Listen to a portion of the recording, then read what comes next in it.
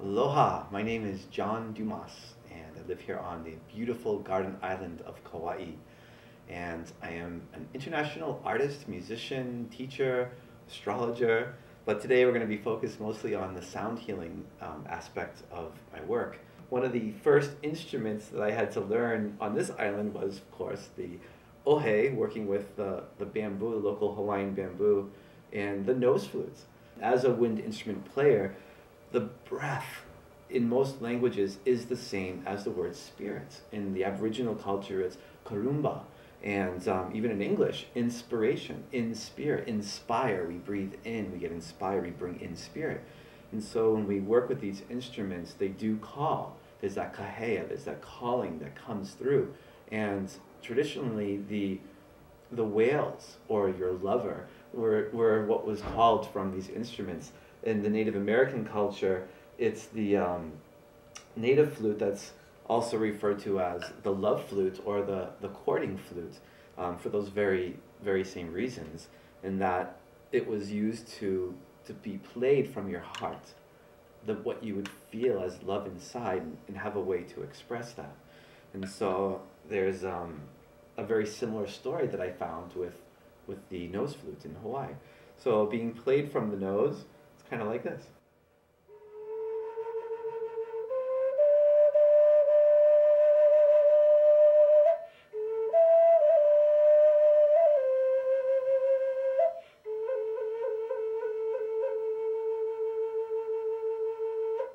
So the working of the scale, this one you're kind of limited to maybe 3 or 4 holes to get that scale. And actually, interestingly enough, it's the same as the Native American scale, and also the same as the Japanese shakuhachi scale. So there's something going on here in Polynesia with Native Americans, with Japan. There's this giant kind of musical connection that's linking all these cultures together at the same time. And working with another instrument that came in, roughly about the same time as the flute, maybe 2 months later after arriving in Sedona, it was the didgeridoo. And this instrument rocked my world to the core, to the primordial essence, which is really makes sense because the didgeridoo is probably one of the most ancient instruments on the planet. Some reports are saying it's at least 50,000 years old. Now that's pretty old, 50,000, according to culture and people on the planet using something. And so this is way more than an instrument, it's a tool. And the sounds that come through are very primordial, very ancient, very deep, mimicking the animals, totems, the amakuas, the spirit world itself. But also it can sound very modern, almost like the most advanced synthesizer. So there's, it's just all it is a hollow log. So there's nothing up my didge. It's just and what you do is you play it with your lips vibrating like a reed, because it is just a hollow log, traditionally made out of eucalyptus trees. That in Australia, there's certain parts where these white ants, big giant white ants, like a termite, goes and eats the inside of the heartwood. And then you would go around with a stick, finding the ones that were hollow until they made the thunk, and then you know, oh, that's one to get. Bring it to the billabong, wash it out, spoke shave the bark, and then voila, you have a hollow log, aka didgeridoo. Played with the lips as a vibration. So secretly I'm blowing a raspberry at everybody, but beyond that, it's what's making the air current go and vibrate. And when you do that inside here, sounds much nicer.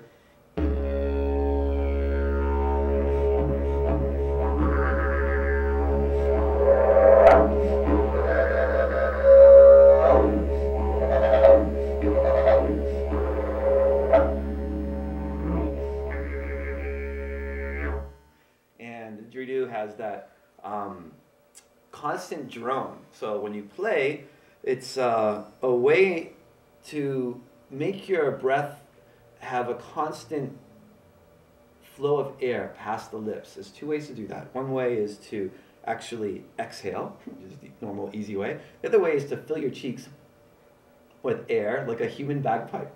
And it's in squeezing those cheeks that you can get air to pass out, like you're squeezing air out of a balloon. And that opportunity to breathe in your nose is during that time when you're squeezing air just out your cheeks. So if you were holding water in your mouth, let's say, and just squeezing a little bit of water out, you can breathe in your nose at the same time because it's a separate chamber, just like a bagpipe in the Celtic world. So the bag, instead of being external, is internal. So you can breathe in and squeeze out at the same time. So you do that in a pattern, and then it's easy to keep the didgeridoo going. So that's kind of the secret behind circular breathing and keeping this instrument working. Probably my most signature instrument is right here. This is called the heart flute. And it's called the heart flute because it has 4 chambers, like the human heart. And again, like the bagpipe analogy, this instrument can be played with circular breathing, and because it has so many chambers, 4 holes to blow into, that you can pick and choose which ones, that you can have these drones happening at the same time, very similar to a bagpipe. In some Mayan instruments also have that same multiple kind of drone sound that I've heard when I've seen some of those ancient instruments. And of course it has the Native American sound. So it was a hybrid of sorts, and it was a dream that I had back in 2000, about 2000, when it was the inspiration of taking a traditional native flute, going to the 4th dimension and seeing a whole nother birthing take place. And this is actually the prototype. This was the first one that came through. And I can just demonstrate a little bit of that for you.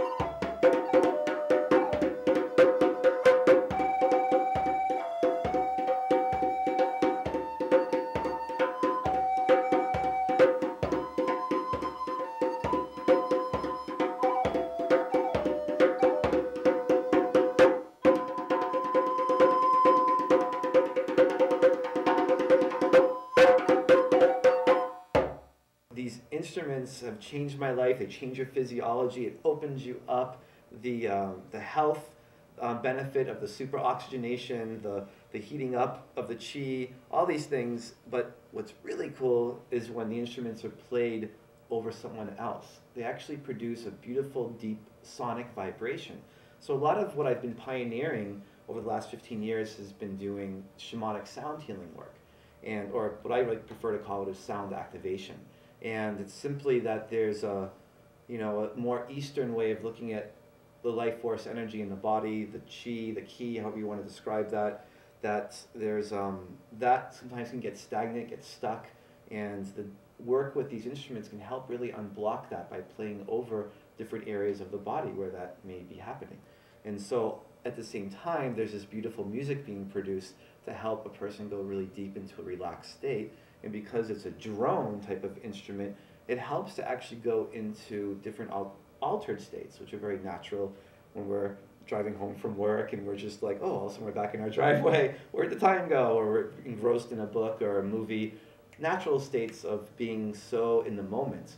And that's really, for me, the key of life is living in that moment. I'd like to introduce my assistant today that was playing on the African djembe.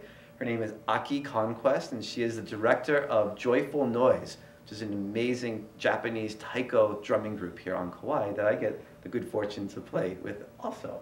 And we're going to do a little demonstration now of what the sound healing was that we were just referring to with the didgeridoo. Aki has volunteered to be my lovely assistant and to and to work this way. And so we're going to just try with our audience to show you a little bit. I know you can't feel it as the audience, but maybe you can feel it through Aki and what she can share with that at the end.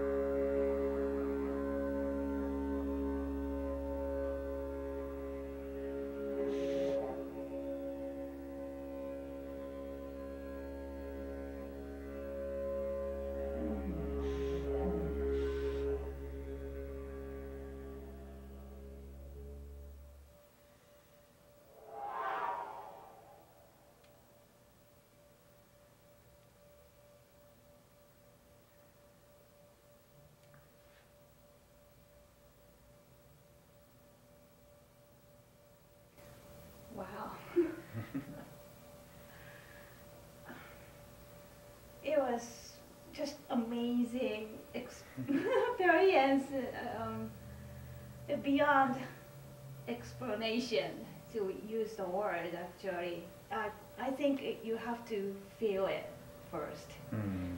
Yeah, this is my first experience, and just completely the sound went deep in my body and soul, spirit, and everything kind of connected together and it melted down in one spot.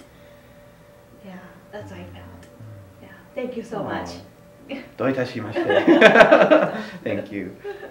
It's in my experience in doing this 15 years, of course it will be experienced differently for everybody, but there's these common themes that do occur, and so thank you so much for sharing. Oh, thank you.